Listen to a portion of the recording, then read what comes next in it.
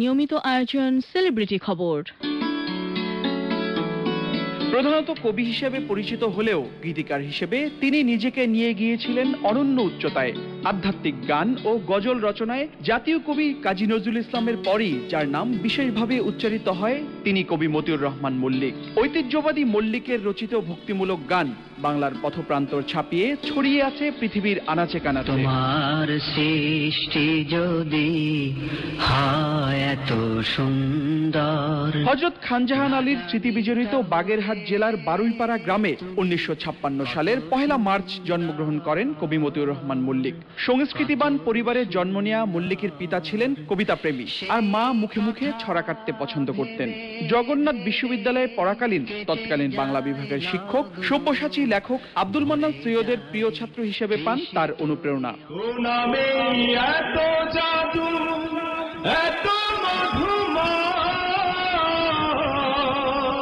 1987 সালে তরুণ বয়সে প্রথম গীতিকবিতার বই ঝংকার প্রকাশিত হলে সারা দেশে ব্যাপক পরিচিতি পান তিনি। প্রেম ও প্রকৃতির কবি হিসেবে তিনি মানবীয় চিন্তার ঊর্ধ্বে উঠে ভালোবাসাকে তুলে ধরেছিলেন অসীমতার দিকে। মানুষের কল্যাণ ও সৌন্দর্যের উপাসনা ছিল তার একমাত্র ব্রত।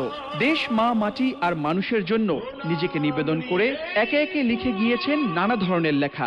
তাকে মূল্যায়ন করতে গিয়ে যেমনটি বলছিলেন বাংলা সাহিত্যের প্রধান কবি আল মাহমুদ।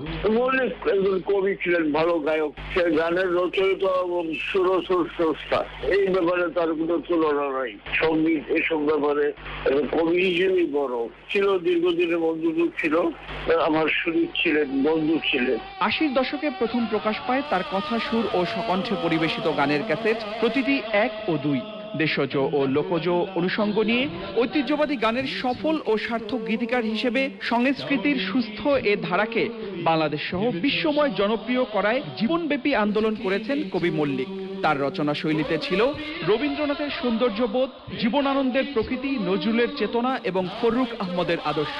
এসবের মিশেলে তিনি নিজেকে পরিণত করেছিলেন এক জীবন্ত কিংবদন্তি ব্যক্তিত্বে। পৃথিবী আমার। দীর্ঘদিন কিডনি জটিলতায় ভোগার পর 2010 সালের আজকের দিনে ইন্তেকাল করেন খ্যাতিমান গীতিকার কবি মতিউর রহমান মল্লিক। মৃত্যুদিনে তাকে স্মরণ করছি বিনম্র শ্রদ্ধা আর ভালোবাসায়। আবিদ আজম, রেডিও টুডে।